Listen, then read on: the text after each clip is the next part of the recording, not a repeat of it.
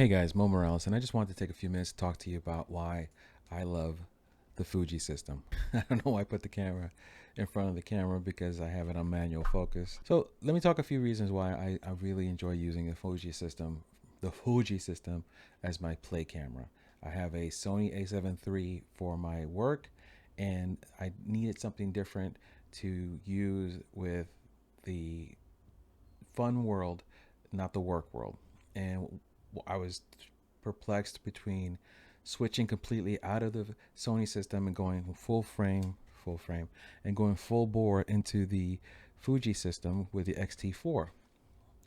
I decided I was very happy with what Sony does as far as autofocus is concerned, dynamic range, and so many other things that I said it wasn't worth jumping into Fuji full time because I don't shoot videos a lot. I mean, I've been on YouTube for 3,000 years and this is only my third video or something like that. First thing I love about the Fuji system is the feel in the hand you get with these cameras.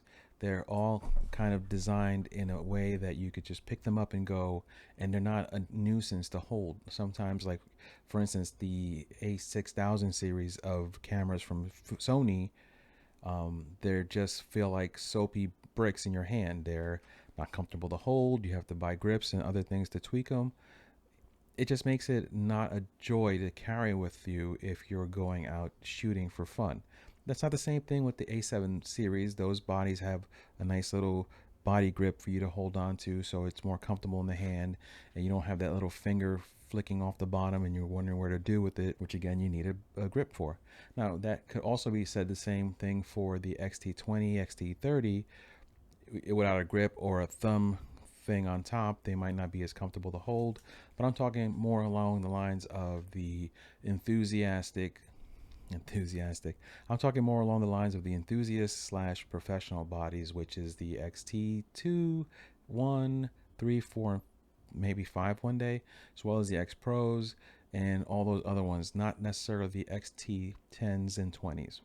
Another thing I love about the Fuji system is their varied and affordable lens collection. They have lenses ranging from the prime scope of 14 millimeter all the way up to 200 millimeter, and the range of f-stops start from anywhere from 1.2 all the way to an average of 2.8. So you get wide open fast lenses for a very reasonable price. Even their zoom lenses, you have, you know, OIS built into them. You have some of them you have OIS built to them. Some of them you have weather resistance built into them. Same thing with the primes.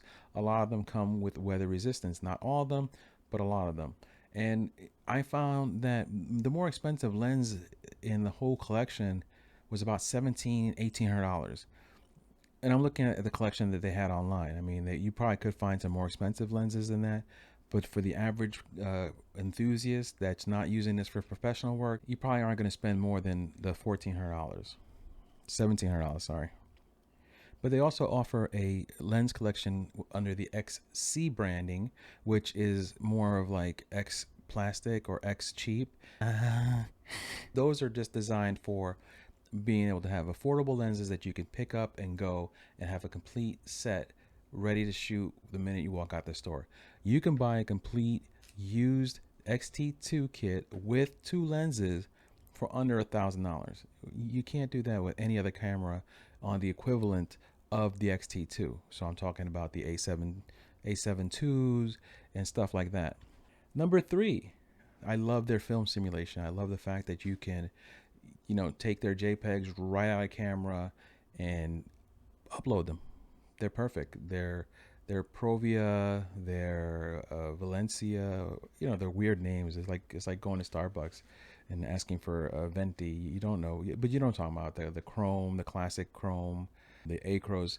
Those simulations are just beautiful right out the box. You could even tweak them some more so that you could up the shadows, lower the contrast, whatever you want to do. You have the ability to tweak them right in the camera body so that when you're ready to post them online, as long as your camera has Wi-Fi, you hit the wireless connection button, you take it from the camera to the phone right to Instagram. Very little need for you to do any kind of post work. Now granted, A lot of the other camera systems have what they call styles or, image, overlays.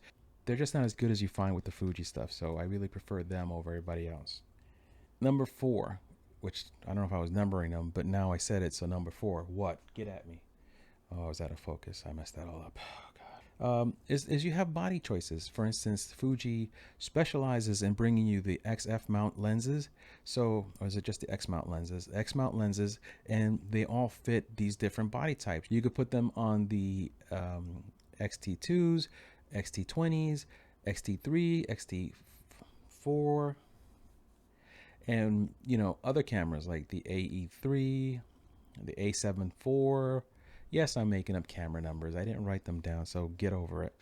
But my whole point is that you could put them on any Fuji body that handles an X mount, and that allowed Fuji to make their lenses perfect for their bodies. So you get great lenses that can be switched from one camera system to the other, and you're still going to be enjoying great output from all those lenses. Their lenses are butter, baby, butter, baby, butter.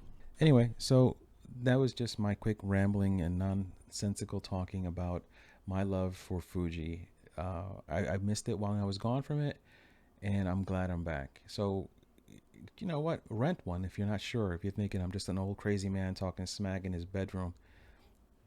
It's not a bedroom, it's an office. God. If you want to check it out, just rent one. They're not that expensive. You rent one for a week or two, and you could enjoy it. The only thing I say, though, is if you pick up one of the bodies like the XT2, XT3, XT1, XT4, you have to understand that those are designed for more of a professional / enthusiast level photographer who understands how to use the triangle of aperture, shutter, ISO, because the dials are right here. You have the shutter, the ISO, and then the aperture ring right in the front on the lens. It's meant for you to brain think instead of butt think for how to use the triangle, shutter, ISO, aperture. Triangle, son. I sound like I'm throwing out gang signs. All right, guys. Until next time, be good. Talk to you guys later. It's your boy Mo. It's your boy Mo. Why did I seem hesitant about that? Because I'm not sure if we're boys. That's probably why. Because we ain't really boys.